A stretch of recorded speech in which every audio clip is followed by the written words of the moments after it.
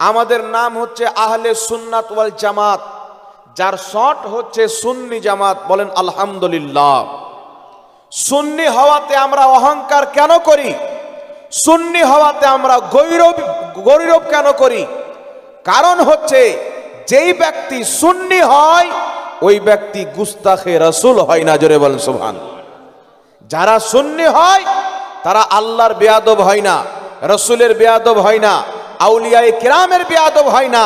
যদি কোনো সুন্নি ব্যক্তি কলিজাকে চিরে দেখা যায়, তার কলিজার মধ্যে সর্বপ্রথমে খোদার মহব্বত পাওয়া যাবে, তারপরে মুহাম্মদ রাসূলুল্লাহর মহব্বত পাওয়া যাবে। সাহাবার মহব্বত যদি দেখতে চান সুন্নি জামাতের মধ্যে পাওয়া যাবে। আউলিয়ায়ে কিরামের মহব্বত যদি দেখতে চান সুন্নি জামাতের মধ্যে পাওয়া যাবে। আল্লাহ তাবারাক ওয়া তাআলা যাদেরকে মহব্বত করতে বলেছেন তাদের সকলের মহব্বত, তিনাদের সবারই আদব আহলে সুন্নাত ওয়াল জামাতের মান্যকারীর কলিজার মধ্যে আল্লাহর পক্ষ থেকে ভরা হয়েছে। জোরে বল সুবহানাল্লাহ।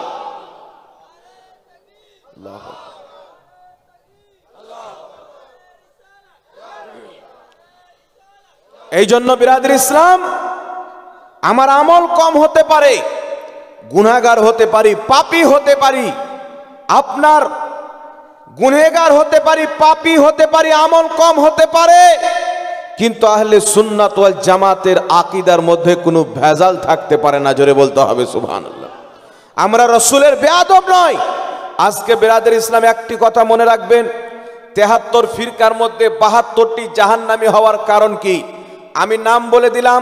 তাফসিরে ইবনে কাসিরের মধ্যে ইমাম ইবনে কাসির হাদিস নিয়েছেন, রাসূলে কায়নাত সাল্লাল্লাহু আলাইহি ওয়াসাল্লাম বলেন, কিয়ামতের ময়দানে কিছু সংখ্যক লোক হবে যাদের চেহারা দিয়ে নূর চমকিবে, আবার কিছু লোক হবে যাদের চেহারা অন্ধকার হবে। রাসূলে কায়নাত বলেছিলেন যাদের চেহারা দিয়ে নূর চমকিবে তারা হবে আহলে সুন্নাত ওয়াল জামাত, আর যাদের চেহারা অন্ধকার থাকবে তারা হচ্ছে ৭২টি জাহান্নামী জামাত, ৭২ জাহান্নামী ফিরকা। যাদের আকীদা বিদআত হবে, যাদের নতুন নতুন আকীদা হবে, তো যেই দলটি জান্নাতে যাবে তার নাম আমার আপনার নবী দিয়েছেন আহলে সুন্নাত ওয়াল জামাত। জোরে বলতে হবে সুবহানাল্লাহ। আর আজ বর্তমান জামানাতে সৌদি আরব দখল করার পর একটি জামাত বেরিয়েছে যারা নিজেকে লামাযহাবী বলে, নিজেকে আহলে হাদিস বলে। তাদের যদি নামটা দেখেন যে আহলে হাদিস নামটা কোথায় থেকে আসলো, আমি আমাদের লেখা মৌলবীর কিতাবের রেফারেন্স দিব না, আহলে সুন্নাত ওয়াল জামাতের কোনো ইমামের রেফারেন্স দিব না। যারা নিজেকে আহলে হাদিস বলে তাদেরই গুরু সানাউল্লাহ অমৃতসরি নিজের কিতাব সিরাতে সানাইর মধ্যে লিখতেছেন যে যখন ভারতের মাটিতে ইংরেজদের হুকুমত ছিল, ভারত, বাংলাদেশ, পাকিস্তান এই দেশগুলিতে ইংরেজরা শাসন করত, রাজ করত। ইংরেজি হুকুমতের কাছে তাদের মৌলবীরা পাও হাত ধরে বলেছিল আমাদের নাম ওয়াহাবি চেঞ্জ করে আহলে হাদিস রাখা হোক। ইংরেজরা বলেছিল আজ তোমাদের নাম ওয়াহাবি বাদ দিয়ে আমরা আহলে হাদিস দিয়ে দিলাম। তো যাদের নাম ইংরেজ দিয়েছে তারা কোনোদিন জান্নাতি দলের লোক হতে পারে না। যাদের নাম মুহাম্মদ রাসূলুল্লাহ দিয়েছেন তারাই হচ্ছে জান্নাতি দল। জোরে বলেন সুবহানাল্লাহ। এই জন্য বিরাদর ইসলাম, আপনি ইতিহাসকে খুঁজেন, যদি ভারতের ইতিহাসকে দেখেন, ভারতের মাটিতে একটা মাদ্রাসা রয়েছে, যেই মাদ্রাসার নাম হচ্ছে দারুল উলুম দেওবান। ইংরেজি হুকুমত তাদেরকে 600 টাকা করে মাসে দিত। তারা সেই টাকা নিয়ে মুসলমানের মধ্যে খারাপ আকীদা প্রচার করে মুসলমানকে লড়িয়েছিল। আজকে যদি আহলে হাদিসকে দেখেন, আমেরিকা থেকে ফান্ডিং করা হয়, আপনার ইহুদির পক্ষ থেকে তাদেরকে ফান্ডিং করা হয়। এই জন্য বিরাদর ইসলাম, আজ থেকে আপনি যদি 100 বছর পূর্বে যান, 150 বছর পূর্বে চলে যান, 150 বছরের পূর্বে দেওবন্দি বলে কেউ দেখতে পাওয়া যায় না।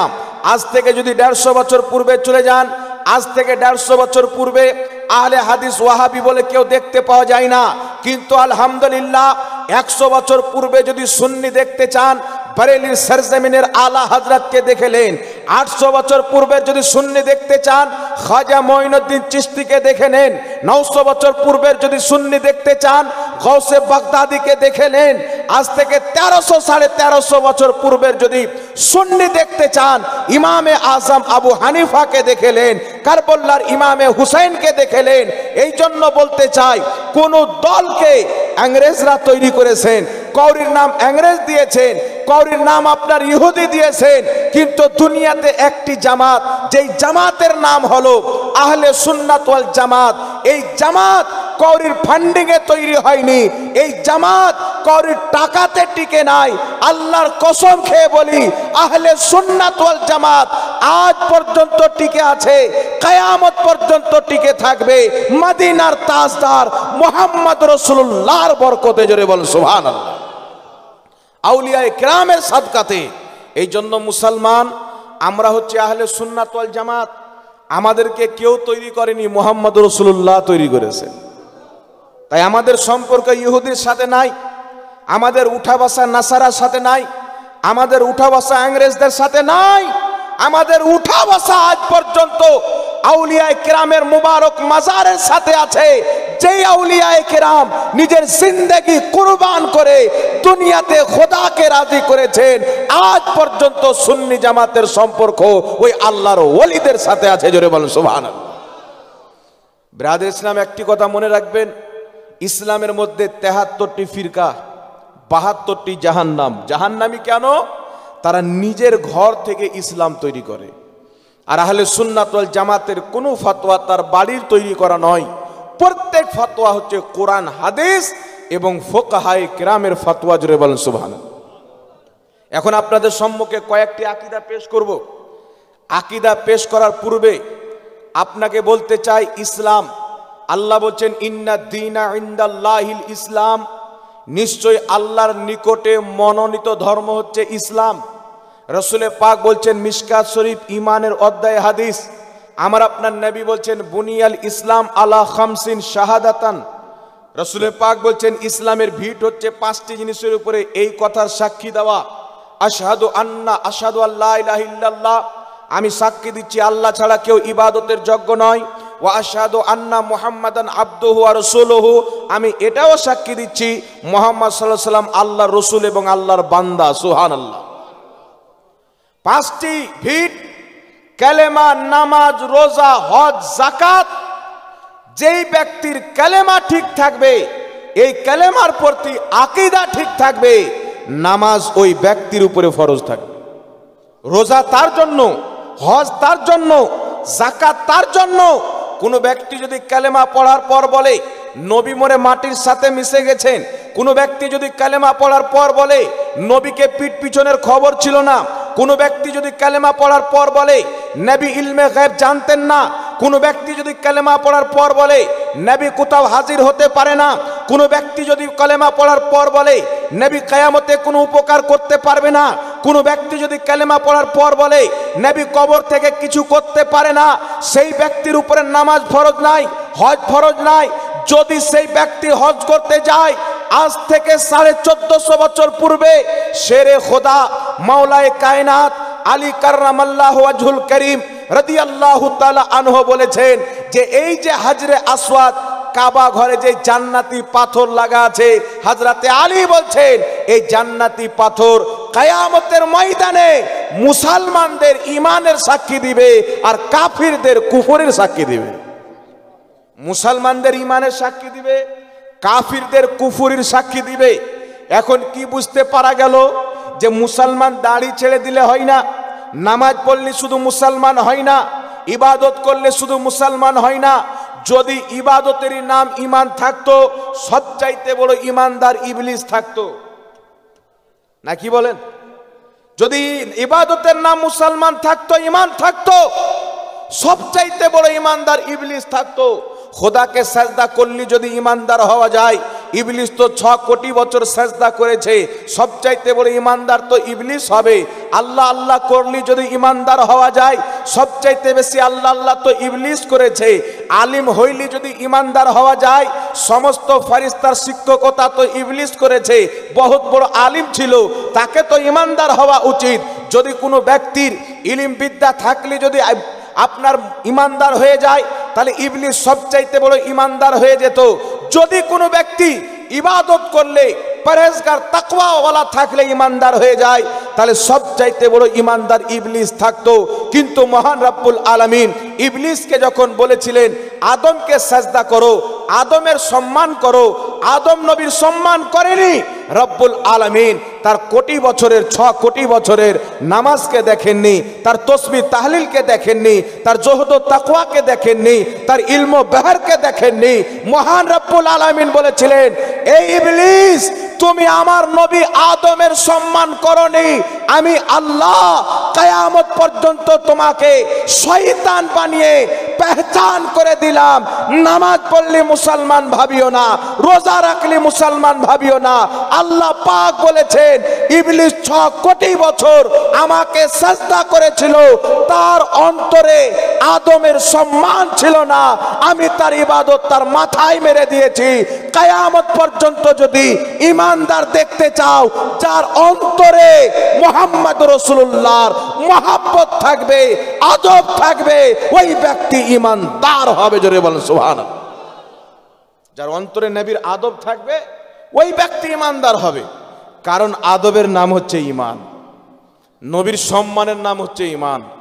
যদি ইবলিস জান্নাতের মধ্যে ছিল না, আল্লাহ পাওয়ার দিয়েছিলেন, যখন চাইতো জান্নাতে যেত, যখন চাইতো চলে আসতো। কিন্তু আল্লাহ পাক বললেন আদমকে সাজদা করো, সাজদা করলো না। আল্লাহ পাক বললেন না ইবলিস 6 কোটি বছর সাজদা করেছো আমাকে, আদমকে না করলে কি হলো, মাফ করে দিলাম। আল্লাহ এই কথা বলেন নাই। আল্লাহ পাক বললেন না ফেরেশতাদের হাজারো বছর শিক্ষকতা করেছো, যাও মাফ করে দিলাম। আল্লাহ এই কথা বলেন নাই ইবলিস দীর্ঘ বছর জান্নাতে থেকেছো, যাও মাফ করে দিলাম। আল্লাহ বলছেন না ইবলিস আমার আরশের তাওয়াফ করেছো, যাও মাফ করে দিলাম। এত বড় বড় ইবাদত, যার সাজদা কবুল, যার পড়ানো কবুল, যার তসবিহ কবুল, যার তাহলিল কবুল, যার জিক্র আজকার কবুল, যেই ব্যক্তির 6 কোটি বছরের কবুল ইবাদত আদমের তাজিম না করলে ধ্বংস হয়ে যায়। আজ যদি কোনো ব্যক্তি নিজেকে মুসলমান বলে, তার অন্তরে মুহাম্মদ রাসূলুল্লাহর আদব না থাকে, তার নামাজ তো কবুল হয়েছে কিনা গ্যারান্টি নাই। সে কি করে জান্নাতি হতে পারে? সে কি করে ইমানদার হতে পারে? এই জন্য বিরাদর ইসলাম, একজন ব্যক্তি এসে বলছেন হুজুর 73 ফিরকা হবে, জান্নাতি কোনটা আমরা কি করে বুঝবো? সবাই তো বলে আমি জান্নাতি, সবাই তো বলে আমি জান্নাতি, নাকি বলেন? তো আমরা কি করে জান্নাতি চিনবো? তো বাবা জান্নাতি দল চিনার পদ্ধতি আল্লাহ কুরআন পাকে বয়ান করেছে। ইবলিসকে আল্লাহ মুরতাদ বানিয়ে, শয়তান বানিয়ে জান্নাতি দলের পরিচয় আল্লাহ করিয়ে দিয়েছেন। যার অন্তরে আমার নবীদের আদব থাকবে, জান্নাতি তারাই থাকবে। সুবহানাল্লাহ বলেন। জান্নাতি তারাই থাকবে। আজ থেকে কমবেশ 150 বছর পূর্বে দেওবন্দীদের ইমাম এবং আহলে হাদিসদেরও ইমাম ইসমাইল দেহলভী নিজের কিতাব তাকওয়াতুল ঈমানের মধ্যে লিখেছিল নবী মরে মাটির সাথে মিশে গেছেন। কি লিখেছিল? নবী মরে মাটির সাথে মিশে গেছেন। ওয়াহাবিদের গুরু আশরাফ আলী থানভী হিফজুল ঈমান 8 নম্বর পৃষ্ঠার মধ্যে লিখেছেন নবীকে যতটুক ইলমে গায়েব আছে ততটুক ইলমে গায়েব পশু পাখি জীব জন্তু পাগল ছাগলকেও আছে। কাসিম নানতাবী নিজের কিতাব তাহজুরুন নাসের মধ্যে 25 নম্বর পৃষ্ঠার মধ্যে লিখেছে নবীর পরে নতুন নবী জন্ম নেওয়া সম্ভব। নাউজুবিল্লাহ বলবেন না? বারাহিনে কাতিয়ার মধ্যে খলিল আহমদ আম্বিটি লিখেছেন নবীর জ্ঞান চাইতে শয়তানের জ্ঞান বেশি। ফাতাওয়া রশিদের মধ্যে তবলিগি জামাতের প্রতিষ্ঠাতা ইলিয়াস কান্দেওয়ালির পীর রশিদ আহমদ গাঙ্গুই লিখছেন ফাতাওয়া রশিদের মধ্যে আল্লাহ মিথ্যা বলতে পারে। এই ধরনের নোংরা এবং কুফরি আকীদা যখন মানুষের মধ্যে ভরতে ছিল, ইংরেজদের সাপোর্ট নিয়ে, তাদের টাকা নিয়ে 150 বছর পূর্বে ভারতের মাটিতে খাজা মঈনুদ্দিন চিশতির প্রতিষ্ঠিত করা ইসলামকে যখন নষ্ট করা হচ্ছিল, 1450 বছর পুরাতন আকীদাকে মিটিয়ে ইংরেজদের দেওয়া নতুন নতুন আকীদা মানুষের সামনে যখন প্রচার করতেছিল, হে পৃথিবীর মুসলমান, ইমামে আহলে সুন্নাত আলা হযরত আজিমুল বারাকাত মুজাদ্দিদে দ্বীন ও মিল্লাত দেখলেন আমার নবীকে মুর্দা লিখেছেন। আলা হযরত রাহমাতুল্লাহ আলাইহি নবী পাকের হাদিসের দলিল কায়েম করলেন। মিশকাত শরীফ 121 পৃষ্ঠার হাদিস, ইবনে মাজাহ শরীফের মধ্যে সহিহ হাদিস। রাসূল পাক বলছেন ইন্নাল্লাহা হাররামা আলাল আরদি আন তাকুলা আজসাদাল আম্বিয়া ফানাবিয়ুল্লাহু হাইয়ুন ইয়ারযুকু। রাসূল পাক বলছেন নিশ্চয়ই আল্লাহ জমিনের উপরে হারাম করে দিয়েছেন, জমিন নবীদের শরীর খেতে পারে না। ফানাবিয়ুল্লাহু হাইয়ুন, আল্লাহর প্রত্যেক নবী জিন্দা, জোরে বলুন সুবহানাল্লাহ। মুসনাদে আবু ইয়ালার মধ্যে সহিহ হাদিস, রাসূল পাক বলছেন আল আম্বিয়া ওয়া আহইয়াউন ফি কুবুরিহিম ইউসাল্লুন, আল্লাহর প্রত্যেক নবী কবরে জিন্দা, তারা নামাজ আদায় করে। মুসলিম শরীফের হাদিস, রাসূল পাক বলছেন মারারতু আলা মুসা ওয়া হুয়া ইউসাল্লি ফি কবরিহি, আমি মুসা নবীর কবরের পাশে দিয়ে গেলাম, তো মুসা নবী নিজের কবরে নামাজ পড়ছিলেন। জোরে হবে না সুবহানাল্লাহ।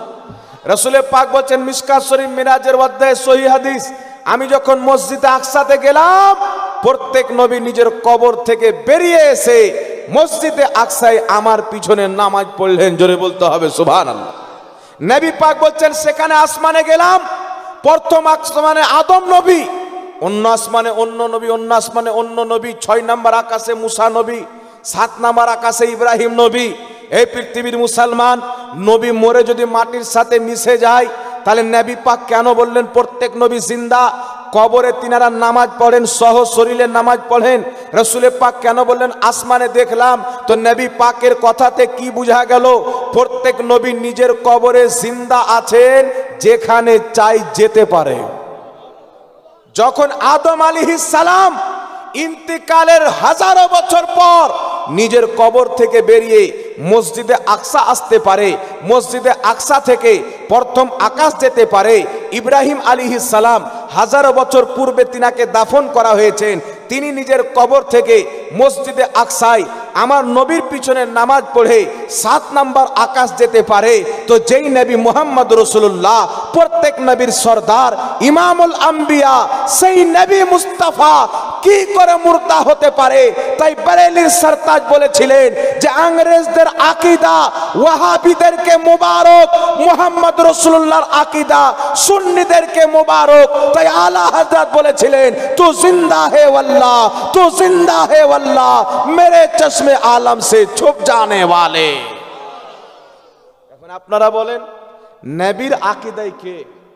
যে নবীকে মুর্দা বলে সে, না যে নবীকে জিন্দা বলে সে? নবী তো আকীদা দিচ্ছেন প্রত্যেক নবী জিন্দা। নবী মুস্তাফার দেওয়া আকীদা তারাই মানে যারাকে বর্তমানে সুন্নি বলা হয়। একটু জোরে বলতে হবে সুবহানাল্লাহ। এবার চলে আসেন বিরাদর ইসলাম, অনেক রকম গুস্তাখি আছেন। বারাহিনে কাতিয়ার মধ্যে ওয়াহাবি লিখলো কি? নবীকে পিঠ পিছনের খবর নাই, দেওয়ালের পিছনের খবর নাই। আর আলা হযরত হাদিস পেশ করলেন বুখারী শরীফের, মুসলিম শরীফের।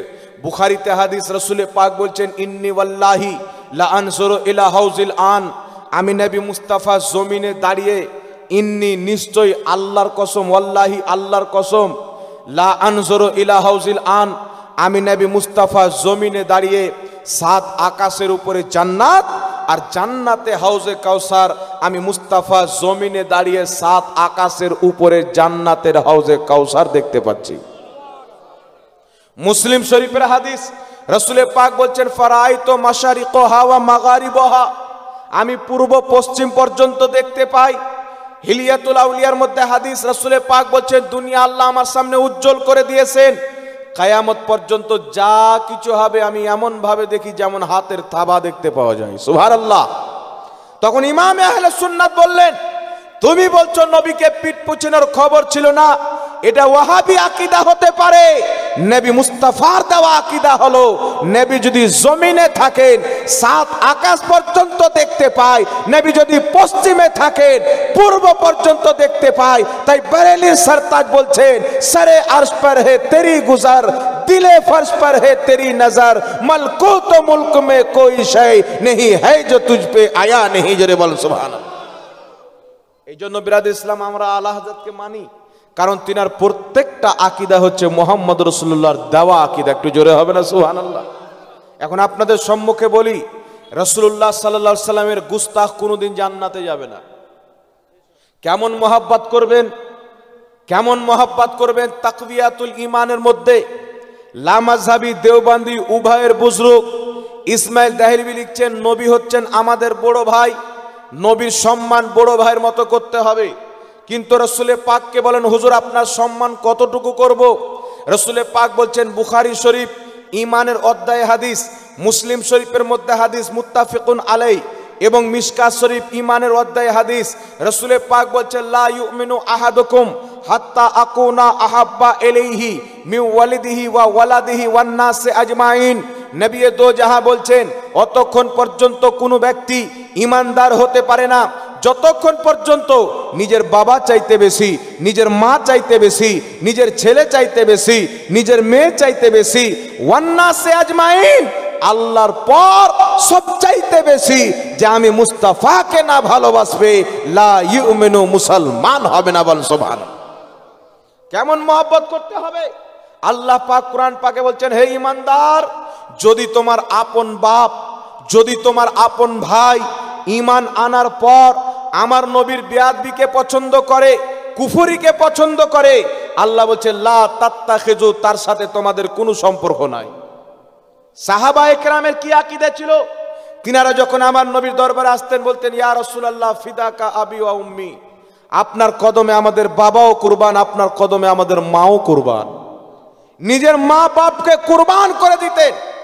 নবী দো জাহাঁ সাল্লাল্লাহু আলাইহি সাল্লামের সাহাবী ইমাম বাইহাকী রাহমাতুল্লাহ আলাইহি হাদিস সংকলন করেন, হযরতে আবু ওবাইদা বিন জাররা জিদ্দর ময়দানে গিয়েছেন, আর হযরতে আবু ওবাইদা নবীর সাহাবী, আর তিনার বাপ জাররা হচ্ছেন নবীর বিপক্ষে কাফিরের দলের লোক। জিদ্দর ময়দানে এসেছেন, যুদ্ধ চলছে, একদম ধোঁয়াধার, মারামারি চলছেন, তলোয়ার চালাচালি। হযরতে আবু ওবাইদা দেখছেন তিনার বাপ জাররা ওই জামানার একজন শক্তিশালী পেহলমান ব্যক্তি ছিল, তার সামনে কয়েকজন ব্যক্তি একসাথে যুদ্ধ করে টিকতে পারতো না। হযরতে আবু ওবাইদা দেখছেন তিনার বাপ জাররা বড় বড় সাহাবীকে হত্যা করে দেয়। তিনি ছুটে নবীর দরবারে গেলেন, ইয়া রাসূলুল্লাহ, ইয়া হাবিবাল্লাহ, আমাকে আপনি অনুমতি দেন যেন আমি আমার বাপের মোকাবলাতে যাই। রাসূলে পাক বললেন, আবু ওবাইদা, তুমি তোমার বাপের মোকাবলাতে যেও না, কারণ তুমি তোমার বাপের সামনে যদি লড়াই করো, হয়তো বাপ মরবে, নচেত তুমি শহীদ হবে, সুতরাং তুমি যেও না, নচেত মুনাফিকরা বলবে মুহাম্মদ এমন একটি দিন নিয়ে এসেছে বাপ বেটাতে মারামারি করায়, বাপ বেটাতে কাটাকাটি করায়, যেই ধর্ম বাপ এবং বেটাকে লড়াবে সেই ধর্ম সত্য হতে পারে না। আমার আপনার নবী নিষেধ করে দিলেন। হযরতে আবু ওবাইদা লড়াই করতে আছেন, যুদ্ধ করতে আছেন, তাকিয়ে দেখছেন তিনার বাপ জাররা বড় বড় সাহাবীকে শহীদ করে দেয়। হযরতে আবু ওবাইদা সহ্য না করতে পেরে বাপের সামনে ঝাঁপিয়ে পড়লেন, এমন একটি তলোয়ারের নিশানা করে ওয়ার করলেন, তিনার বাপকে কেটে মেরে জমিনে ফেলে দিলেন। আবু ওবাইদার পিতা জাররা মরে গেল। হযরতে আবু ওবাইদা নিজের ঘুটনাকে জমিনে ফেলে চিৎকার মেরে কান্না করছেন। সাহাবী বলছেন, আবু ওবাইদা, বাবাকে হত্যা করেছো তাই কান্না করছো, বাবাকে মেরেছো তাই কান্না করছো? হযরতে আবু ওবাইদা বলছেন, না, আমি আমার বাপকে মারার জন্য কান্না করি না, আমার রাসূলে পাক নিষেধ করেছিলেন, আমি সহ্য না করতে পেরে বাপের মোকাবলাতে এসে বাপকে মেরেছি। যদি আমার রাসূল নারাজ হয়ে যায়, আমি আমার নবীর কথা রাখতে পারিনি, আমার নবী যেন নারাজ না হয়ে যায়, আমি এই জন্য কান্না করছি। জোরে বলেন সুবহানাল্লাহ। সাহাবা বলছেন, আবু ওবাইদা চলো নবীর দরবারে। হযরতে আবু ওবাইদা রাদিয়াল্লাহু তাআলা আনহু নিজের মাথার পাগড়ি খুলে গলাতে ঝুলালেন। গলাতে ঝুলানোর পর তিনি নবী মুস্তাফার দরবারে গেলেন। আমার আপনার নবী সাল্লাল্লাহু তাআলা আলাইহি ওয়াসাল্লামকে গিয়ে বলছেন, ইয়া রাসূলুল্লাহ, আপনি বলেছিলেন আমার বাপের সামনে না যেতে, কিন্তু আমি যদি না যেতাম আমার বাপের মোকাবলা কেউ করতে পারতো না। আমি তলোয়ার চালাতে শিখেছি, আমার বাবা জাররার কাছে শিখেছি। আমার বাপ কিভাবে ওয়ার করে আমার জানা আছে, আমার বাপ কিভাবে লড়াই করে আমার জানা আছে, আমি ছাড়া তার মোকাবলা কেউ করতে পারতো না। ইয়া রাসূলুল্লাহ, ইয়া হাবিবাল্লাহ, এখন আমি আপনার কথা না রাখতে পেরে আমার বাপের মোকাবলাতে গিয়ে বাপকে হত্যা করেছি। হুজুর, আমার প্রতি আপনি নারাজ তো হননি? রাসূলে পাক সাল্লাল্লাহু আলাইহি সাল্লামের চোখ দিয়ে পানি বেরিয়ে গেল। আল্লাহর নবী সাল্লাল্লাহু আলাইহি সাল্লাম বলছেন, আবু ওবাইদা, আমি এই জন্য নিষেধ করেছিলাম যেন মুনাফিকরা গুজব না করতে পারে মুহাম্মাদের ধর্ম ইসলাম বাপ বেটাকে লড়াই করায়, বাপ বেটাকে জিহাদ করায়, বাপ বেটাতে মারামারি করায়, এই জন্য নিষেধ করেছিলাম। কিন্তু আবু ওবাইদা, তুমি তোমার বাপকে আমি মুস্তাফার মহাব্বতে হত্যা করেছো, খোদার মহাব্বতে হত্যা করেছো। তুমি তোমার বাপকে দুনিয়ার জন্য নয়, রাসূলে পাকের জন্য হত্যা করেছো। তোমার প্রতি আমি মুস্তাফাও রাজি, আমার খোদাও রাজি। জোরে বলেন সুবহানাল্লাহ। তুমি আল্লাহকেও রাজি করেছো, আমি মুহাম্মদ রাসূলুল্লাহকেও রাজি করেছো। এই কথা যখন রাসূলে পাক বললেন, হযরতে আবু উবাইদা গলা থেকে পাগড়ি খুলে ঝুলাতে লাগলেন। আল্লাহু আকবার বলতে বলতে যেতে আরম্ভ করলেন। আমার নবী সমস্ত সাহাবীকে বলছেন, সাহাবী তোমরা যদি জান্নাতি দেখতে চাও, আবু উবাইদাকে দেখো, সে আমার মহাব্বতে নিজের বাপকে হত্যা করেছে, আল্লাহ জাহান্নামের আগুন হারাম করে দিয়েছে। জোরে বলেন সুবহানাল্লাহ। এই জন্য বিরাদর ইসলাম, সাহাবা কত নবীকে মহাব্বত করতেন, সাহাবা কত রাসূলের পাককে ভালোবাসতেন, নবীর মহাব্বতে নিজের বাপকে হত্যা করেছেন। তাহলে কেউ যদি বলে নবীর সম্মান বড় ভাইয়ের মতো করতে হবে, মানা যাবে? বাংলাদেশে কিছু গাধা মৌলবি বেরিয়েছেন, এরা বলতে চায় যে নবী হচ্ছেন আমাদের ভাই, আমরা আমাদের ভাইয়ের দিনের জন্য কি করলাম, ওর ভাই মানে মনে হচ্ছে ওর বাপের ভাইরার ছেলে। এত নোংরা নোংরা মৌলবি বেরিয়েছে বাংলাদেশে, রাসূল পাকের তৌহিদ না করলে তাদের বক্তব্য হয় না। এখন বলেন বাবা, কেউ যদি রাসূলের বিপক্ষে যায় তার ঈমান থাকবে? আল্লাহ বলছেন যে আল্লাহ রাসূলকে কষ্ট দেয়, দুনিয়াতেও তার প্রতি লানাত, আখিরাতেও তার প্রতি লানাত। আল্লাহ রাসূলকে কষ্ট দেয় মানে কি? আল্লাহকে তো কেউ কষ্ট দিতে পারে না। তো আল্লাহ বলছেন যে আমার নবীকে কষ্ট দিল, সে আমি আল্লাহকে কষ্ট দিল। সুবহানাল্লাহ বলতে। আর আল্লাহ পাক বলছেন, তোমরা যদি আমার মহব্বত পেতে চাও, আমাকে যদি রাজি করতে চাও, ফাত্তাবিউনি, নবী তুমি বলো যে আমি নবীর ইত্তেবা করো, নবীর গোলামি করো। যদি রাসূলের ইত্তেবা করে নাও, রাসূলের গোলামি করে নাও, ওয়া ইউহিব্বুকুমুল্লাহ, আল্লাহ তোমাদের প্রতি রাজি হয়ে যাবে, তোমাদেরকে মহব্বত করবে। জোরে বলেন সুবহানাল্লাহ। এই জন্য বিরাদর ইসলাম, রাসূল ছাড়া কোনো রাস্তা আছে? জোরে বলতে হবে। কিছু লোক আছে যে আমরা আল্লাহ ছাড়া কাউকে মানি না। তো আব্বাকে কি বলো, সমন্দির বেটা বলো নাকি? আব্বাকে তো মানো, মাকে তো মানো। দেখবেন মার্কেটে কিছু লোক বেরিয়েছেন, এরা বলতে চাই আমরা পীর মানি না। তো বেটা তুমি পীর কেন মানবে? বলছে আমরা পীর মানি না, ডাইরেক্ট আল্লাহ আল্লাহ ছাড়া কাউকে মানি না। আচ্ছা বলেন তো বাবা, একজন ছেলে একজন মেয়ের যদি বিবাহ হয়, বিবাহ হওয়ার পরে হালাল তরিকাতে যে বাচ্চাটা হবে, ওই বাচ্চা যখন বড় হবে, স্কুলে যাবে, মাস্টার বলবে বেটা ভর্তি হবে, বলে জি। তো আধার কার্ড নিয়ে এসো, আধার কার্ড নিয়ে যাবে, তো তার বাবার নাম থাকবে কি থাকবে না? জোরে বলেন। আর কোনো মহিলা যদি রাস্তাতে গিয়ে বাচ্চা নিয়ে নেয়, তার বাচ্চা যদি বড় হয়ে স্কুলে আসে, তার বাপের আধার কার্ডে নাম থাকবে? জি থাকবে না, কারণ ও হচ্ছে হারামজাদা। তো হারামজাদা মুসলমান হলে পীর পাবে কোথায়? হ্যাঁ, বলছে আমরা ওলি মানি না, আমরা পীর মানি না। বেটা তুই ওলি পীর মানবে কেন? তোমার দলে তো সব আবু জেহেল ভরা আছে, সব আবু লাহাব ভরা আছে, তুমি মানবে কেন? ওলি কার দলে হবে? ওলি কোন জামাতে হবে?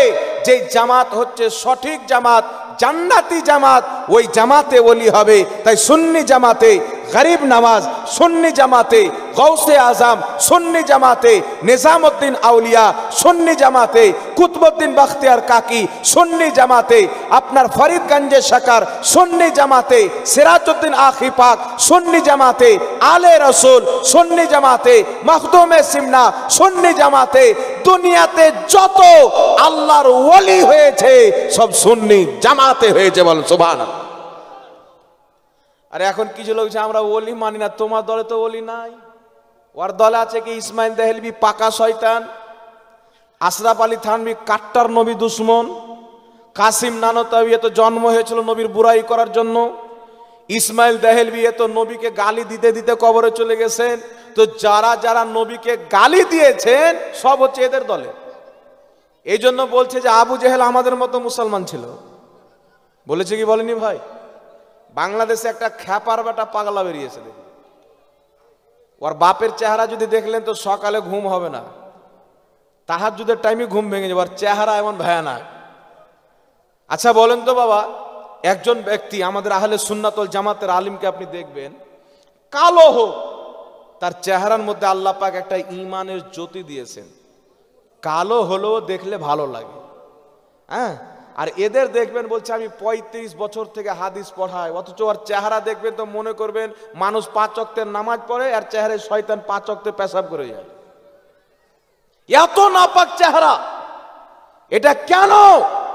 যেই ব্যক্তি নবীর নূরকে অস্বীকার করবে তার চেহারাতে আল্লাহ কোনোদিন নূর দান করবে না। জোরে বলেন সুবহানাল্লাহ। কথা বুঝতে পারছেন বাবা? এই জন্য আপনাকে বলতে চাই, ঈমান কাকে বলে শুনেন। আপনাকে কোরআন পাকের যে আয়াত তেলাওয়াত করেছিলাম, লা তা'তাযিরু কাদ কাফারতুম বাদা ঈমানিকুম। কিছু লোক বলবে হুজুর এত সুন্দর করে বক্তব্য দেয়, বাংলাদেশে কিছু আজহারে বেরিয়েছেন এত সুন্দর করে বক্তব্য দিচ্ছে হুজুর।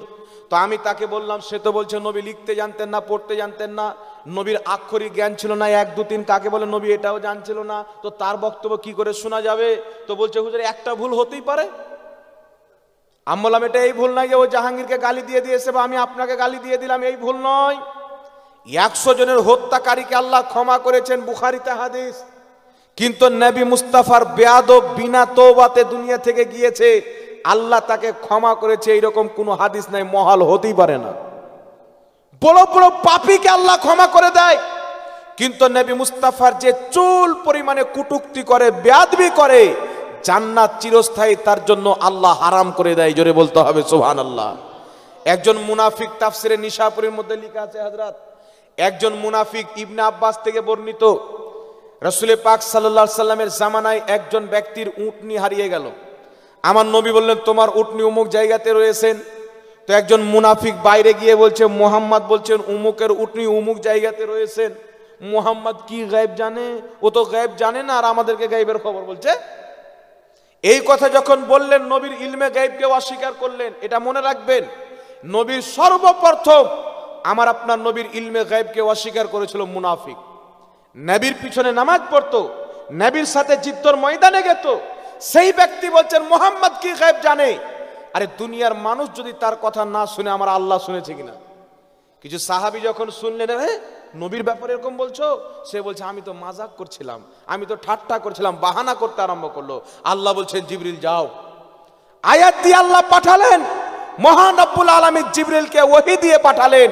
ওয়ালা ইন সাআলতাহুম লা ইয়াকুলুন্না ইন্নামা কুন্না নাকুদু ওয়া নালআবু কুল আবিল্লাহি ওয়া আয়াতিহি ওয়া রাসূলিহি কুনতুম তাস্তাহজিউন। আল্লাহ বলছেন মাহবুব, তাকে যদি জিজ্ঞাসা করো তুমি কি এই কথা বলেছো যে নবী গায়েব জানে না, সে বলবে আমি তো বাহানা করতেছিলাম, আমি তো হাসি করতেছিলাম। আল্লাহ বলছেন খামোশ, তুমি কি আল্লাহর আয়াত থেকে ঠাট্টা করো? তুমি কি আল্লাহর রাসূলকে ঠাট্টা করো?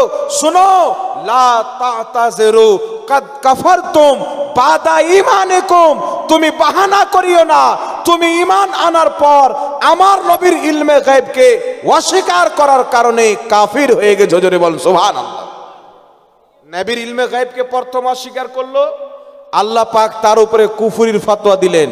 তো কোরআন পাক কি শুধু ওই জামানার জন্য না কিয়ামত পর্যন্তকার জন্য? এই জন্য বিরাদর ইসলাম, আপনি যখন পবিত্র কোরআন শরীফ পড়বেন, এই কোরআন পাকের মধ্যে অনেক আয়াত আছেন যেই আয়াত দ্বারা বোঝা যায় আল্লাহ ছাড়া কেউ গায়েব জানে না। যেমন একটু লক্ষ্য করে শুনেন, আকীদার কথা শুনে নেন। কেউ যদি ডাইরেক্ট নবী পাকের ইলমে গায়েবকে মুতলাক অস্বীকার করে, ওই ব্যক্তি কাফির হওয়াতে কোনো সন্দেহ নাই। কোরআন পাক আল্লাহ বলছেন জমিন আসমানে আল্লাহ ছাড়া কেউ গায়েব জানে না। আল্লাহ বলছেন নবী তুমি বলো আমি যদি গায়েব জানতাম অনেক কল্যাণ একত্রিত করে নিতাম, অর্থাৎ আমি গায়েব জানি না। অনেক আয়াত আছে। তো আল্লাহ তাবারাক ওয়া তাআলা অনেক জায়গাতে বলছেন আল্লাহ ছাড়া কেউ গায়েব জানে না। আবার আল্লাহ পাক পবিত্র কোরআন সূরাতুল জিন আয়াত নাম্বার 26 এবং 27 এর মধ্যে আল্লাহ বলেছেন আলিমুল গায়বি ফালা ইযহিরু আলা গায়বিহি আহাদা ইল্লা মান ইরতাদা মির রাসূল। আল্লাহ বলছেন আমি গায়েব জাননেওয়ালা, আমার গায়েবের প্রতি কাউকে ক্ষমতামান করি না, ইল্লা মান ইরতাদা মির রাসূল, কিন্তু যেই রাসূলের প্রতি আমি রাজি হয়ে যাই তাকে ইলমে গায়েব দান করে দিই। জোরে বল সুবহানাল্লাহ।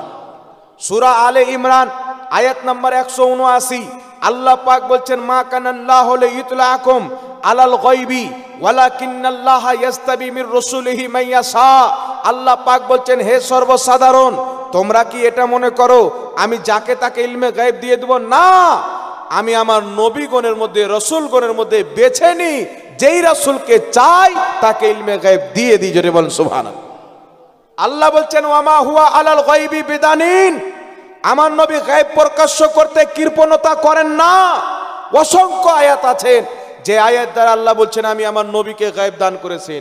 আবার অসংখ্য আয়াত আছেন যেই আয়াতে আল্লাহ পাক বলছেন আমি আল্লাহ ছাড়া কেউ গায়েব জানে না, তো আমরা দুই রকম আয়াতকে মানি।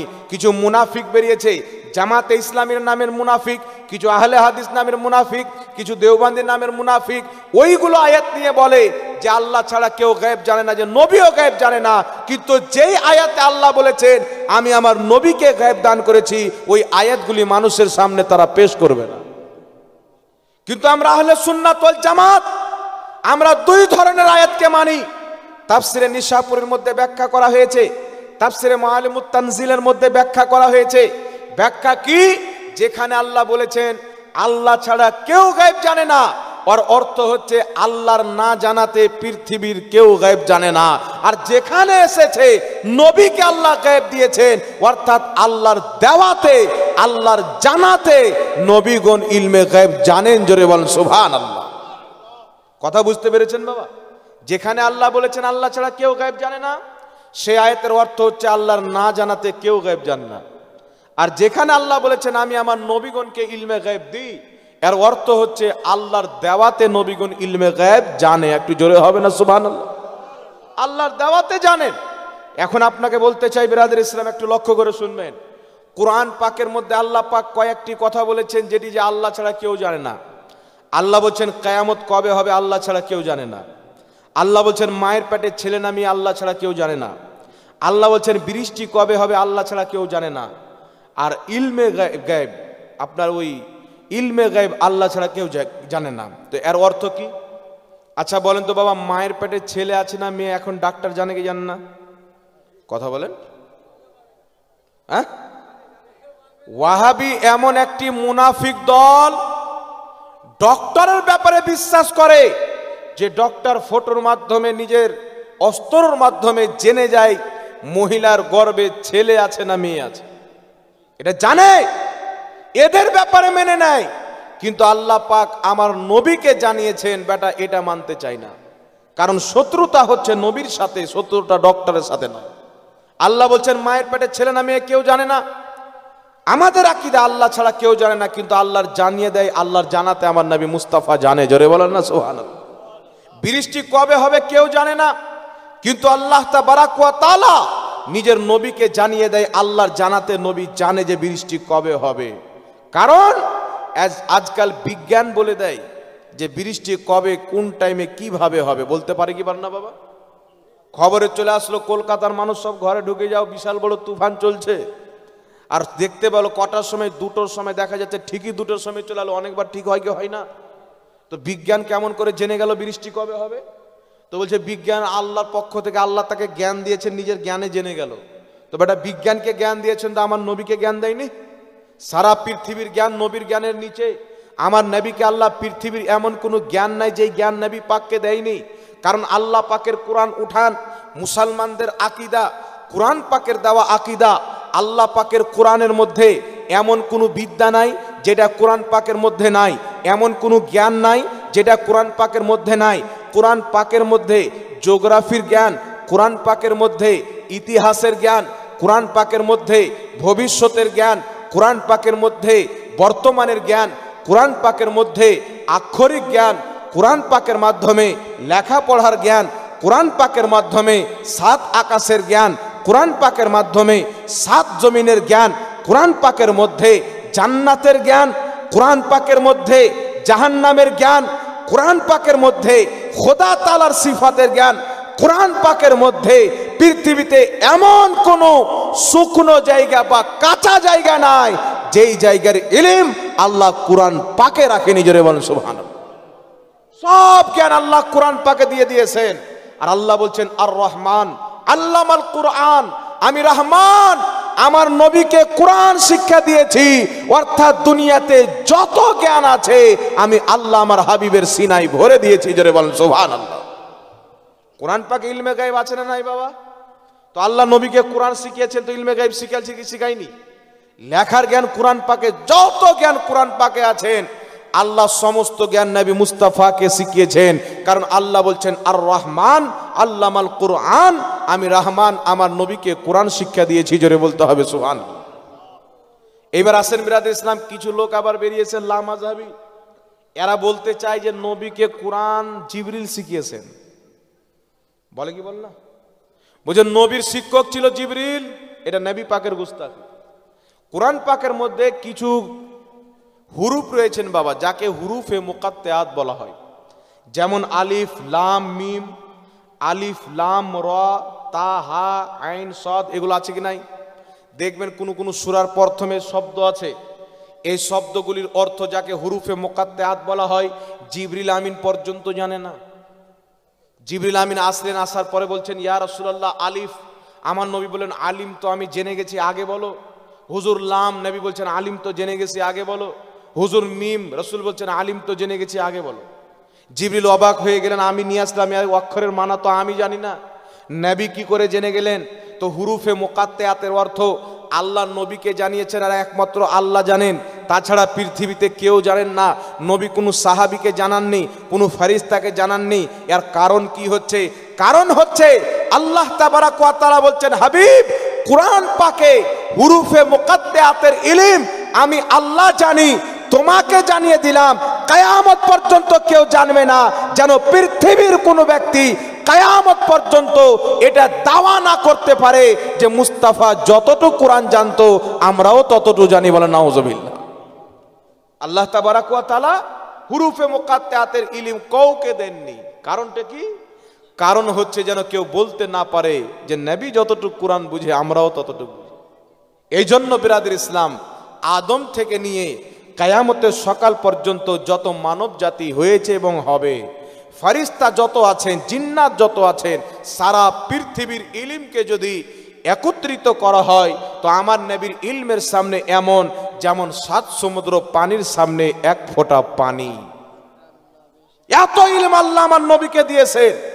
এই জন্য এটা বলা যাবে না যে নবী পিঠের খবর জানতেন না, ইলমে গায়েব জানতেন না।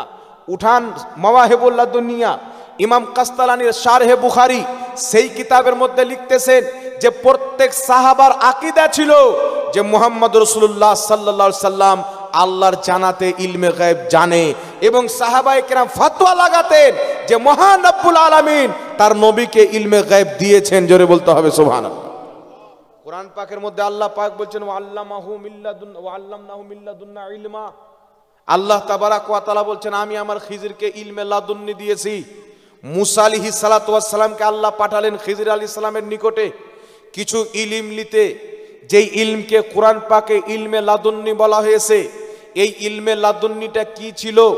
যে মুসা আলাইহিস সালাম হযরতে খিজির আলাইহিস সালামের কাছে গেলেন ওই ইলম আনতে খাস করে। তো তাফসিরে বাইজাবির মধ্যে ইমাম বাইজাবি লিখতেছেন যেই ইলমে লাদুন্নি আল্লাহ পাক খিজির আলাইহিস সালামকে দিয়েছিলেন, ইমাম বাইজাবি তাফসিরে বাইজাবির মধ্যে লিখতেছেন ওটা ছিল ইলমে গায়ব। আল্লাহ খিজির আলাইহিস সালামকে ইলমে গায়ব দান করেছেন। জোরে বলতে হবে সুবহানাল্লাহ। এই জন্য পূর্বে সমস্ত সাহাবী, সমস্ত মুহাদ্দিস, সমস্ত মুফাসসির, সমস্ত ফকিহ, গোটা উম্মতে মুসলিমার আকীদা হলো আল্লাহর না জানাতে কেউ ইলমে গায়ব জানে না, আল্লাহর জানাতে নবী ইলমে গায়ব জানে। জোরে বলেন সুবহানাল্লাহ। কথা বুঝতে পেরেছেন বাবা? এই জন্য ইলমে গায়বের প্রতি আকীদা রাখতে হবে। আর যদি আকীদা খারাপ হয়ে যায় সব কিছু বাবা বরবাদ হয়ে যাবে। এখন রাসূল পাক সাল্লাল্লাহু আলাইহি সাল্লামের ব্যাপারে কিছু বক্তা বেরিয়েছেন, বলছেন নবী লিখতে পড়তে জানতো না। আমরা কি বিশ্বাস করি বাবা? জানতো কি জানতো না? আচ্ছা বলেন তো, আমার নবী ইশারা করেছেন তো চাঁদ 2 টুকরা হয়েছে কি হয়নি? জোরে বলেন। বাংলাদেশের আজহারি বক্তা বলেছেন আক্ষরিক জ্ঞান জানতো না। আমার নবী ইশারা করেছেন চাঁদ 2 টুকরা হয়েছেন। আমার নবী ইশারা করেছেন ডুবা সূর্য ফিরে এসেছেন। আবু জেহেল মুঠের ভিতরে পাথর নিয়ে বলছে মুহাম্মদ আমার মুঠের ভিতরে কি আছে বলো যদি তুমি নবী থাকো। আমার নবী বলছেন আমি বলবো কি আছে, না তোমার মুঠে যা আছে সে বলবে আমি মুস্তাফা কে। আবু জেহেল বলেন পাথর তো কথা বলতে পারে না, এইবার মনে হয় আমার জয় হবে। ব্রেনে ঘুরাচ্ছে যে এইবার আমি পারবো। রাসূল পাক ইশারা করলেন, পাথর বলছে আবু জেহেল তুমি যার সাথে কথা বলছেন ইনি হচ্ছে মুহাম্মদ রাসূলুল্লাহ। পাথর ফেলে পালিয়ে গেল। নবী ইশারা করলেন, পাথর কলমা পড়ছেন। একজন এসে বলছেন হুজুর আপনি নবী হন তো ওই গাছকে আপনার কাছে ডাকেন। রাসূল পাক বলছেন গাছকে গিয়ে বলো তোমাকে মুহাম্মদ রাসূলুল্লাহ ডাকছেন। যেই যেমনই বললেন গাছ একবার ডান দিকে একবার বাম দিকে হিলে সরাসরি উঠে আমার নবীর কদমে সালাম দিয়ে আবার নিজ জায়গাতে লেগে গেলেন। তো আকীদা কাকে বলে? আকীদা যদি শিখতে হয় সুন্নি জামাতের কাছে শিখতে হবে। আমাদের এটা আকীদা নয় যে নবী লিখতে জানতেন কি না জানতেন, এই প্রশ্ন আমাদের বাচ্চা বাচ্চা করবে না। আমাদের আকীদা হলো নবী যদি ইশারা করে দিতেন চন্দ্র সূর্য পর্যন্ত লিখতে আরম্ভ করে দিত। বলেন সুবহানাল্লাহ। নবী যদি ইশারা করে দিতেন চাঁদ লিখতে আরম্ভ করত, নবী যদি ইশারা করতেন গাছপালা লিখতে আরম্ভ করে দিত।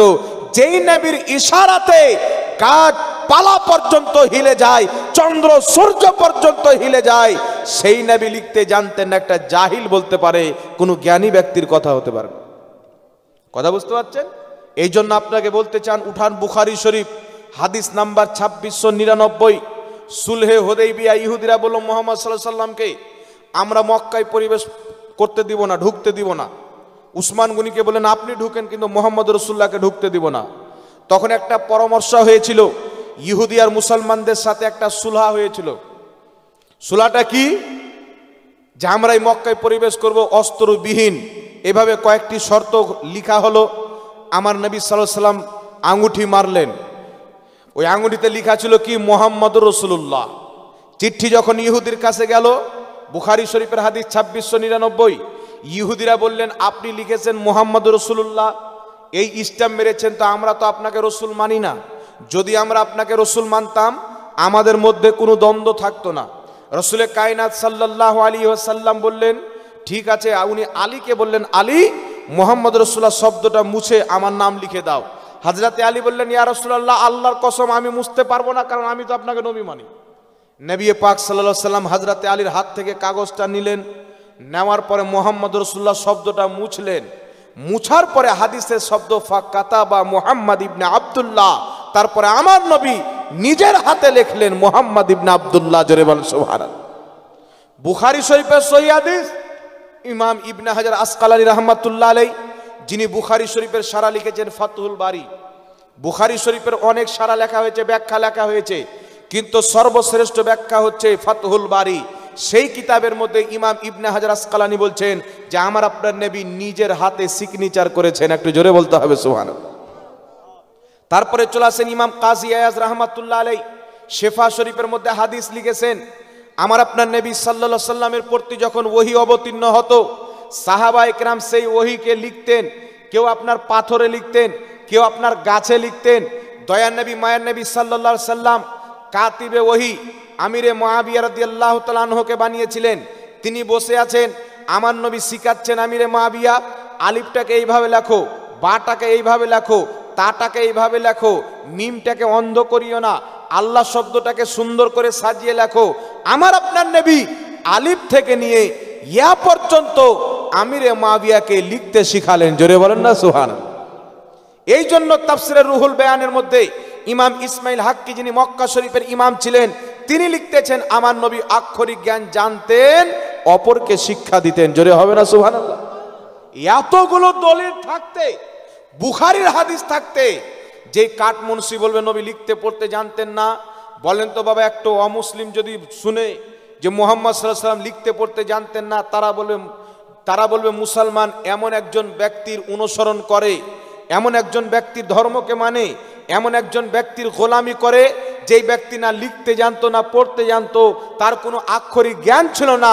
যাদের গুরু শিক্ষা হাসিল করেনি তাদের মাননেওয়ালা কি শিক্ষা হাসিল করবে? বলবে কি বলবে না? অবশ্যই আমার নবীর উপর আঙুল তুলবে। এই জন্য বিরাদর ইসলাম, সাহাবা রসুলের মোহাব্বতে বাপকে হত্যা করে দিয়েছেন, কেউ নিজের মামাকে হত্যা করে দিয়েছেন।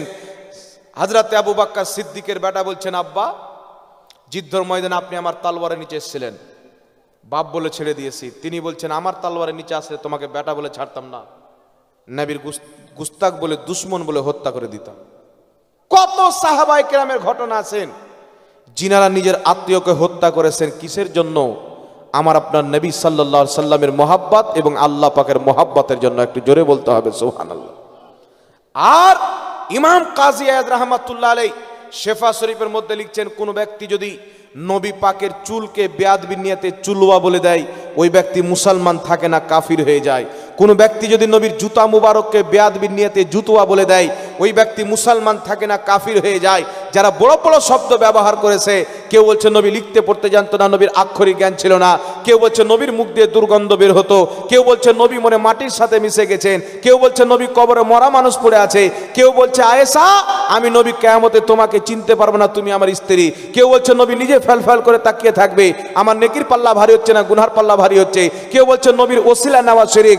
এতগুলো তাওহীদ করার পর তাদেরকে কেউ যদি ফলো করে, তাদের যদি কেউ পেয়ারবি করে, আল্লাহর কসম খেয়ে বলি তার নামাজ বেকার, তার রোজা বেকার, তার হজ বেকার, তার যাকাত বেকার।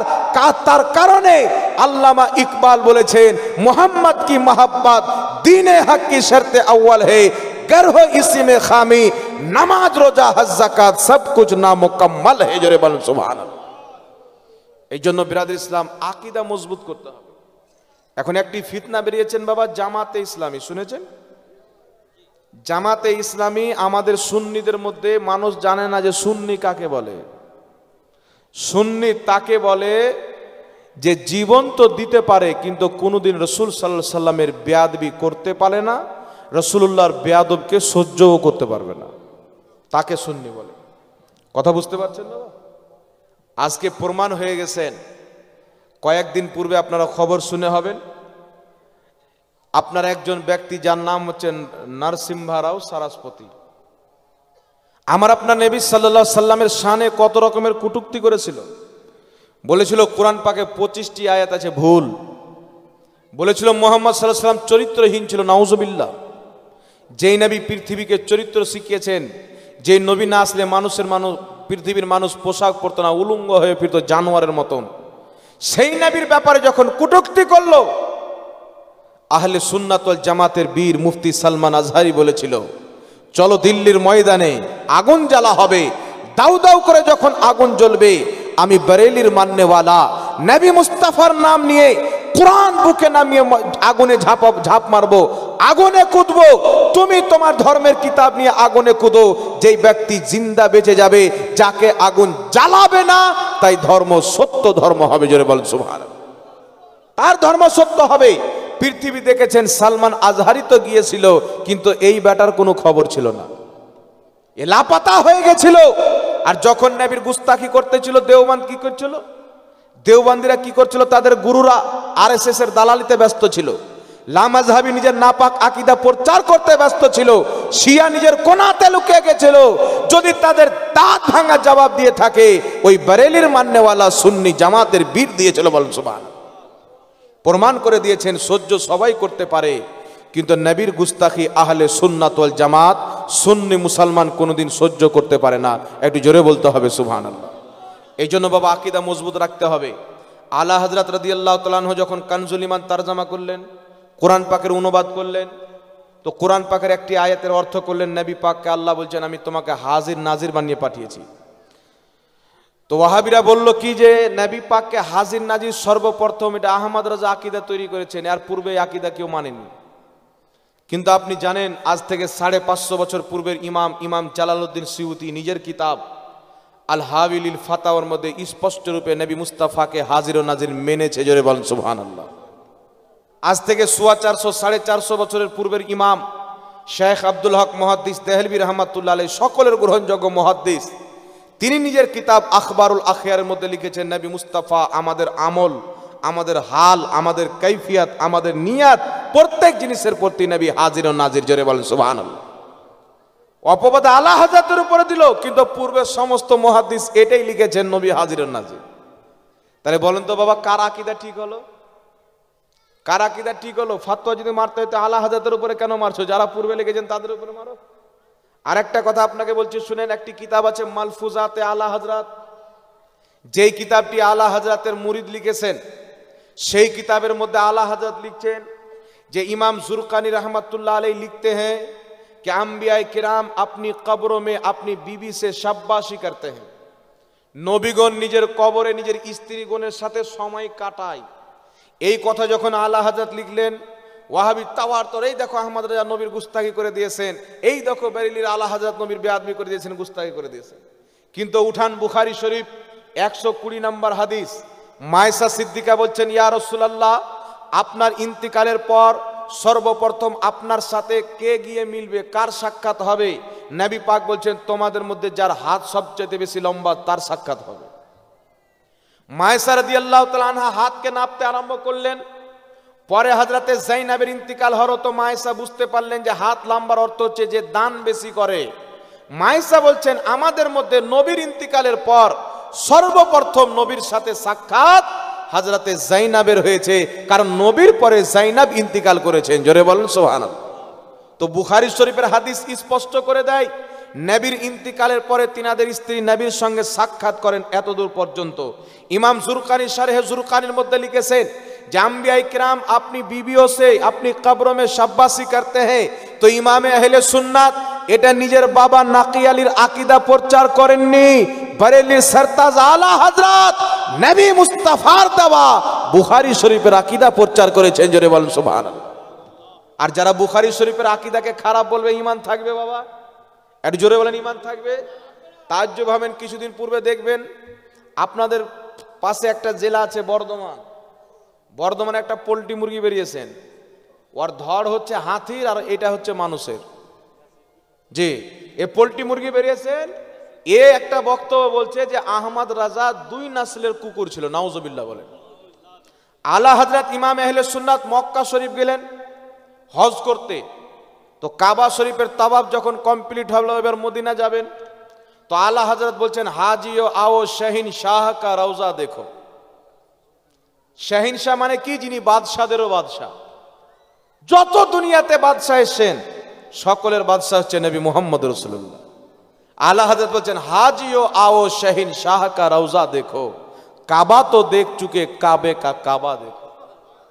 আলা হযরত বলছেন হাজিও শুনো, চলো শাহিন শাহ রওজা দেখি, কাবা তো দেখলে মদিনাতে গিয়ে কাবারও কাবা দেখবো। জোরে বলেন সুবহানাল্লাহ। কাবারও কাবা কেন বলে? নবী যেদিন জন্মগ্রহণ করেছেন, ইমাম সিউতি লিখতেছেন কাবা নবীর ঘরের দিকে সাজদায় ঝুঁকেছিল, সাজদায় ঝুঁকেছিল। কাবাকে বলো কাবা। পৃথিবীর মুসলমান যখন খোদার ইবাদত করে, তোমার দিকে সাজদা করে, মুসলমান পশ্চিম দিকের হোক, পূর্ব দিকের হোক, উত্তর দিকের হোক, দক্ষিণ দিকের হোক, সারা কায়নাতের মুসলমান আল্লাহকে যখন সাজদা করবে তোমার দিকে চেহারা করে, কিন্তু তুমি যখন সাজদা করলে নবীর দিকে চেহারা করে কেন? তো কাবা পর্যন্ত বলবে পৃথিবীর কাবা আমি কাবা ঘর, আর আমারও কাবা হলো মুহাম্মদ রাসূলুল্লাহ। জোরে বলেন সুবহানাল্লাহ। এই জন্য আমার আপনার নবী সাল্লাল্লাহু আলাইহি সাল্লাম বলছেন, বিলাল কাবা ঘরের ছাদে চেপে আজান দাও। হযরতে বিলাল যখন কাবা ঘরে চেপেছেন, সুবহানাল্লাহ আল্লাহু আকবার, বিলাল তাকিয়ে আছেন কোন দিকে চেহারা করব? কাবার ডান দিকে ছিলাম, কাবার দিকে চেহারা করে আজান দিচ্ছিলাম। আচ্ছা, আজান দিলে কাবার দিকে মুখ করতে হবে কি হবে না বাবা? আর যখন কাবার উপরে চলে যাবেন তো কাবা তো কদম তলে। হযরতে বিলাল একটা বাড়ির গোলাম ছিলেন, আর আবু জেহেল আবুল হেকাম ছিল, জ্ঞানীদের পিতা বলা হতো তাকে, মানুষের বিচার আচার করে বেড়াতো। এই আবুল হেকাম, যার নাম আবু জেহেল পড়লো নবীর গুস্তাখি করার কারণে। আর হযরতে বেলাল যে বাড়ির গোলাম ছিল, নবীকে মোহাব্বত করলেন, তো আজকে কাবা ঘর তিনার কদম তলে। হযরতে বেলাল হাক্কা বাক্কা হয়ে গেছেন। কাবার ডান দিকে ছিলাম, বাম দিকে চতুর সাইডে থাকলে কাবার দিকে মুখ করে আজান দিতাম, আজকে তো কাবা কদম তলে, কোন দিকে চেহারা করব? অবাক। আমার আপনার নবী সাল্লাল্লাহু আলাইহি সাল্লাম দেখছেন বেলাল কি হলো, বলছেন হুজুর কোন দিকে মুখ করে আজান দিব? আজান তো কাবার দিকে মুখ করে দিতে হবে, এটা শরীয়তের ফয়সালা। কিন্তু এখন কাবার উপরে আমি, কাবা আমার কদমের তলে, তো আমি কার দিকে মুখ করে আজান দিব? তো নবী মুস্তাফা বলছেন বেলাল চিন্তা করার কোনো বিষয় নাই, আমার দিকে মুখ করে আজান দাও, আমার দিকে মুখ করে আজান দাও। পৃথিবীর মানুষকে জানতে হবে যে কাবা কাবা হয়েছে মুহাম্মদ রাসূলুল্লাহর কারণে হয়েছে, আমার নবীর কারণে কাবা হয়েছে। আমার আপনার নবী সাল্লাল্লাহু আলাইহি সাল্লাম পূর্বে নামাজ পড়তেন মসজিদে আকসার দিকে মুখ করে, কিবলায়ে আউয়াল। আমার নবী চেহারা করে নামাজ পড়ছেন, আকাশের দিকে তাকাচ্ছেন, অন্তরে অন্তরে বলছেন আল্লাহ যদি কিবলা পরিবর্তন করে কাবাকে কিবলা করা হতো, আমি নবী খুব খুশি হয়ে যেতাম। অন্তরের খবর আল্লাহ জানে কি জানে না? অন্তরের খবর আল্লাহ জানে কি জানে না? আল্লাহ পাক বলছেন জিবরিল যাও আমার নবীকে গিয়ে বলো যে আপনি নিজের চেহারাখানা কাবার দিকে করে নেন। আল্লাহ আয়াত দিয়ে পাঠালেন কাদ নারা তাকাল্লুবা ওয়াজহিকা ফিস সামাই ফালানুওয়াল্লিয়ান্নাকা কিবলাতান তারদাহা। আল্লাহ পাক আয়াত দিয়ে পাঠালেন, বললেন মাহবুব তোমার বারবার আকাশের দিকে তাকানো, আমি আল্লাহ জানি তুমি চাচ্ছ যেন আকসাকে পরিবর্তন করে কাবাতুল্লাহকে কিবলা করা হয়। আল্লাহ বলছেন মেহবুব কাদ নারা তাকাল্লুবা ওয়াজহিকা ফিস সামাই ফালানুওয়াল্লিয়ান্নাকা কিবলাতান তারদাহা, তুমি আসমানের দিকে বারবার তাকাচ্ছ, আমি আল্লাহ জানি কিবলা পরিবর্তন করতে চাও, যাও আমি তোমাকে রাজি করার জন্য, তোমাকে খুশি করার জন্য কিবলা পরিবর্তন করে দিলাম, তুমি নামাজের মধ্যে নিজের চেহারা ফিরিয়ে কাবার দিকে করে নাও। জোরে বলেন সুবহানাল্লাহ। জিবরিল আমিন অবাক হলেন, এই তো নামাজের মধ্যে, কারণ টাইম যদি চেঞ্জ করতে হয় একদিন আগে বলতে হবে এখানে কিবলা চেঞ্জ হবে। আল্লাহকে বলেন আল্লাহ নামাজ শেষ হতো তারপর তুমি বলতে এরপর থেকে নামাজ কাবার দিকে মুখ করে পড়ো, নামাজের মধ্যেই কেন বললে? আল্লাহ তাবারাক ওয়া তাআলা বলছেন আমার নামাজ পরে হবে, আমার মুস্তাফার খুশি আগে হবে। আমার নামাজ পরে হবে, আমার মুস্তাফার খুশি আগে হবে। আর ওই কিয়ামতের ময়দানে রাসূল বলছেন শাফাআতি লি আহলিল কাবাইর মিন উম্মতি, ইবনে মাজার সহিহ হাদিস। রাসূল পাক বলছেন কিয়ামতে আমি আমার উম্মতের বড় বড় পাপীকে শাফাত করে জান্নাতে নিয়ে যাব। তাই আল্লাহ পাক বলছেন ওয়ালা সাউফা ইউতিকা রাব্বুকা ফাতারদা, নবী অতি শীঘ্রই আমি তোমাকে এত দিব, এত দিব, তুমি রাজি হয়ে যাবে। বড় বড় পাপীকে বলবে আল্লাহ তুমি আমার এই পাপী বান্দাকে জান্নাত দাও, আল্লাহ তাকে জান্নাত দিয়ে দিবে। নবী বলবেন আমার গুনাহগার উম্মতকে জান্নাত দাও, আল্লাহ তাকে জান্নাত দিয়ে দিবেন। নবীর চাহাতের কারণে আল্লাহ পাপীকে জান্নাত দিবে, নবীর চাহাতের কারণে আল্লাহ পাক গুনাহগারকে জান্নাতে দিবে, নবীর চাহাতের কারণে আল্লাহ কিবলা পরিবর্তন করে দিল। তাই বেরেলির সরতাজ বলেছেন খোদা কি রাজা চাহতে হে দো আলম, খোদা চাহতা হে রাজায়ে মোহাম্মদ। কিয়ামতের নকশা যদি দেখেন বাবা, আদম শফিউল্লাহ থেকে নিয়ে ঈসা রুহুল্লাহ পর্যন্ত চেয়ে আছেন আল্লাহকে রাজি করব। কিয়ামতে সব বলবে আল্লাহকে রাজি করব। আমার আল্লাহর রহমত তাকিয়ে আছেন আমার হাবিব মুহাম্মদ রাসূলুল্লাহকে রাজি করব। দেখেন পৃথিবী চেয়ে আছেন আল্লাহ রাজি হোক, আল্লাহ চেয়ে আছেন মুহাম্মদ রাসূলুল্লাহ রাজি হোক। যেই নবীকে আল্লাহ রাজি করতে চায়, আজকে কোনো বাঁদর যদি বলে নবীর প্রয়োজন নাই, আল্লাহ আল্লাহ আল্লাহ, যে গাধা বেরিয়েছে দেখবেন বলছে আল্লাহর নাম নবীর নাম পাশাপাশি লেখা যাবে না। কেন লেখা যাবে না? বলছে আল্লাহর নবীর নাম পাশাপাশি লিখলে মানা হবে আল্লাহ মুহাম্মদ, মুহাম্মাদই আল্লাহ। তাহলে ওর বাপ মাকে এক বাড়িতে রাখতে হবে না, এক বাড়িতে থাকলে মানুষ মনে করবে ওর বাপটাই মা, মাটাই বাপ, না কি বলে? এইরকম গুদড় মুর্শি জাহিল মলবি বেরিয়েছে বাবা, এরা নিঃসন্দেহে এরা হচ্ছে ইহুদির প্রোডাক্ট, এরা নবী মুস্তাফার ফৈজের প্রোডাক্ট নয়। এই জন্য এই প্রোডাক্ট থেকে নিজের ইমানকে বাঁচাতে হবে। কথা বুঝতে পেরেছেন? আমরা আহলে সুন্নাত ওয়াল জামাত রসুল পাকের ব্যাপারে কৌরির সাথে কোনো আপোষ করতে রাজি নয়। जो नबी का नहीं वो हमारा नहीं, এটা আমার আপনার এলান নয়। আল্লাহ এই এলান করেছিলেন ওই জামানায় যখন ইবলিসকে আল্লাহ বলেছিলেন সমস্ত ফেরেশতাকে সাজদা করো আমার আদমকে। আদমকে সবাই সাজদা করলো, ইবলিস করলো না। ইবলিস মনে ভেবেছিল আমি এত ইবাদত করেছি, এত নেকির কাজ করেছি, আমার কি হবে? আল্লাহ একটাই মেসেজ দিয়েছিলেন, ইবলিস নামাজ যতই পড়ো जो नबी का नहीं वो हमारा नहीं, যত ইবাদত করো जो नबी का नहीं वो हमारा नहीं। জান যাবে যাক, নবী মুস্তাফার আদব যেন না যায়। আর জান্নাতি যদি দেখতে চাও যার অন্তরে নবীর আদব আছে, ওই ব্যক্তি আল্লাহর নিকটে জান্নাতি। জোরে বলেন সুবহানাল্লাহ। হযরতে বেলাল রাদিয়াল্লাহু তাআলা চেপেছেন কোথায় মুখ করে আজান দেব, নবী বলছেন বেলাল আমার দিকে মুখ করে আজান দাও। তাই আল্লাহ হযরত বলছেন হাজি आओ শাহিন শাহ কা রওজা দেখো, কাবা তো দেখ চুকে কাবে কা কাবা দেখো। একজন মুয়াজ্জিন বেলালের কদমের নিচে যখন কাবা হয়ে যায় তখন তিনি কাবার ও কাবা মুহাম্মদ রাসূলুল্লাহর দিকে চেহারা ফিরিয়ে আজান দেয়। আচ্ছা বলেন তো বাবা, আমার দিকে মুখ করে আজান হবে? পৃথিবীর কোন ব্যক্তির দিকে মুখ করে আজান হবে?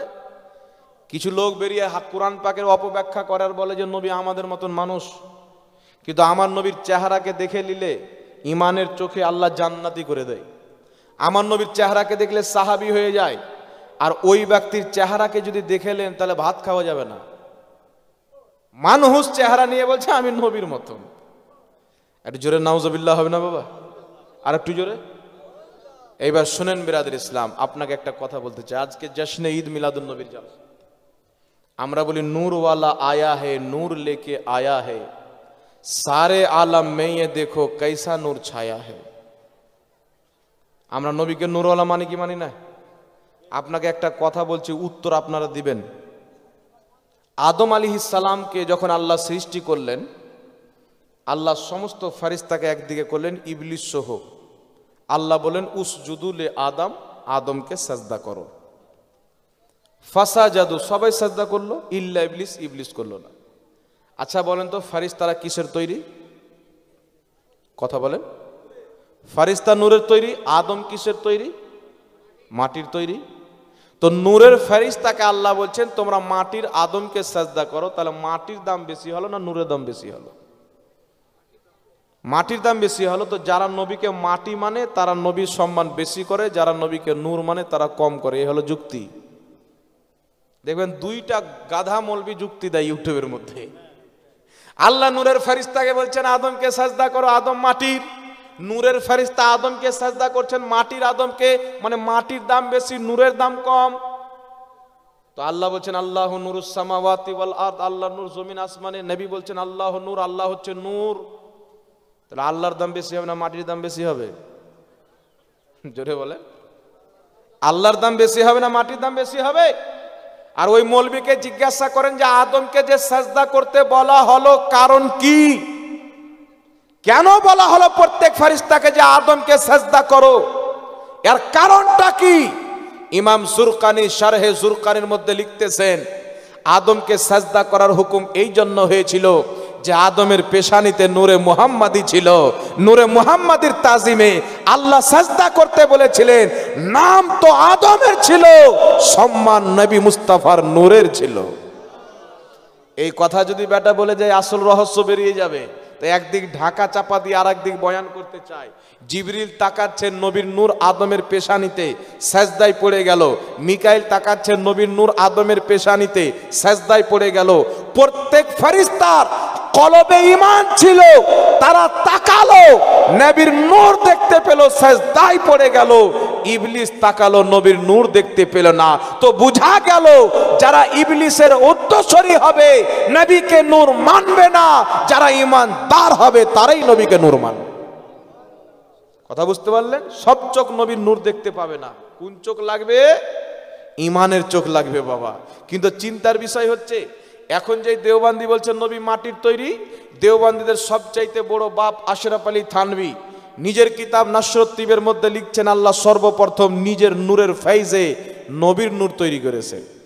যে আহলে হাদিস বলেন নবী মাটির তৈরি, সমস্ত আহলে হাদিসের বড় বাপ ওয়াহিদুজ্জামান নিজের কিতাব হাদিয়াতুল মাহাদির মধ্যে লিখছেন আল্লাহ সর্বপ্রথম নবী মুস্তাফার নূরকে আপন নূরে তৈরি করেছেন। জোরে বলতে হবে সুবহানাল্লাহ। তো তোমরা মানো আর না মানো, তোমাদের পূর্বের আব্বারা মেনে রেখেছেন নবী মুস্তাফা নূর। আমরা আহলে সুন্নাত ওয়াল জামাত নবীকে মানুষও মানি, নবীকে নূরও মানি। জোরে বলেন সুবহানাল্লাহ। আচ্ছা বলেন তো বাবা, যেই ব্যক্তি নূর হয় ওই ব্যক্তির রক্ত হয়? জি, নূরের রক্ত কি করে হবে?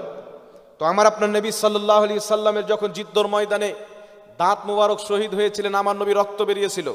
তাহলে নবী যদি নূর হয় তাহলে রক্ত কেন বের হলো? একটু ধ্যান দিয়ে শুনবেন। নবী যদি নূর হয় তাহলে রক্ত কেন বের হলো? এবার আপনাকে প্রশ্ন হলো, একজন মানুষের যদি সিনা কাটা হয়, চাক করা হয়, রক্ত বের হবে কি হবে না? নবী পাক বলছেন মেরাজের রাত্রিতে জিবরিল আমিন আসলেন, ইয়া রাসূলুল্লাহ আল্লাহ ডেকেছেন দিদারের জন্য। নবী পাক রেডি হলেন, রাসূল পাক বলছেন সর্বপ্রথম জিবরিল আমার সিনাকে চাক করলেন, চাক করার পর আমার কলবকে বের করলেন, জমজমের পানিতে ধুইলেন, নূর ও হিকমত দিয়ে আবার ফিট করে দিলেন। এক ফোঁটা রক্ত বের হয়নি, এক ফোঁটা রক্ত বের হয়নি। নবীর সিনা চাক হচ্ছেন, রক্ত বের হচ্ছেন না। জিদ্দর ময়দানে দাঁত শহীদ হচ্ছেন, রক্ত বের হচ্ছেন। নবী পাকের ছোট্ট কালে তিনাকে ফেরেশতারা নিয়ে গিয়ে সিনা চাক করেছিলেন। একাধিকবার, কয়েকবার আমার আপনার নবী সিনা চাক করা হয়েছে, এক ফোঁটা রক্ত বের হয়নি। জিদ্দর ময়দানে দান্দানে মুবারক শহীদ করা হয়েছে, কিন্তু রক্ত বের হয়েছে। এখানে রক্ত কেন বের হলো? এখানে রক্ত কেন বের হলো না? তো বুঝা গেল নবী মানুষও ছিলেন, নবী নূরও ছিলেন। জিদ্দর ময়দানে নবী বাশারিয়াতের লেবাসে ছিলেন, তাই নবীর রক্ত বেরিয়েছেন। আর যখন মেরাজে যাচ্ছিলেন নবী নুরানিয়াতের লেবাসে ছিলেন, তাই পুরো সিনা চাক করা হলো, নবীর এক ফোঁটা রক্ত বের হলো না। জোরে বলেন সুবহানাল্লাহ। কথা বুঝতে পেরেছেন বাবা? মুসলিম শরীফের হাদিস খুলেন, মুসলিম শরীফের মধ্যে হাদিস, মালকুল মত এসে বলছেন মুসা নবীকে, হুজুর আপনার আত্মা কবজ করতে এসেছি। পাটাস করে একটা চড় মেরেছে, চোখ বেরিয়ে পড়ে গেছে। আচ্ছা বলেন তো বাবা, নূরের চোখ বেরিয়ে পড়ে? জি, যুক্তি তো এটাই বলে যে নূরের চোখ বেরিয়ে পড়ে না, কিন্তু মুসা আলাইহিস সালাম হাদিসটি মুসলিম শরীফের টানাটান সহি, কোনো বেটা জয়ীব বলতে পারবে না। মানে এমন কিতাবের হাদিস যে জয়ীব বলা যাবে না। মালকুল মত এসে বলছেন ঈসা আলাইহিস সালামকে, মুসা আলাইহিস সালামকে, হে আল্লাহর নবী মুসা, আপনার আত্মা কবজ করতে চাই। এমন করে একটা চড় মেরেছে, চোখ বেরিয়ে পড়েছেন। তাহলে চিন্তা করেন মুসা আলাইহিস সালামের শক্তি কত ছিল, একদম চোখ বেরিয়ে পড়ে গেছেন। আল্লাহ পাক বলছেন মুসা তুমি কি চাও? আল্লাহ বললেন তুমি একটা গাভীর গরু পিঠে হাত দিয়ে টানো, যতটা রুম আসবে তোমার হাতে তত বছর তোমার বয়স আমি বাড়িয়ে দিব। সুবহানাল্লাহ বলবেন না? এখানে যেটা আমার বোঝানোর উদ্দেশ্য হচ্ছে, ফারিস্তাকে চড় মারলেন, চোখ বেরিয়ে পড়লো। তাহলে এখন কেউ বলবে যে ইসরাইল আলাইহিস সালাম যদি নূর হতেন তাহলে তিনার চোখ কেন বেরিয়ে পড়লো?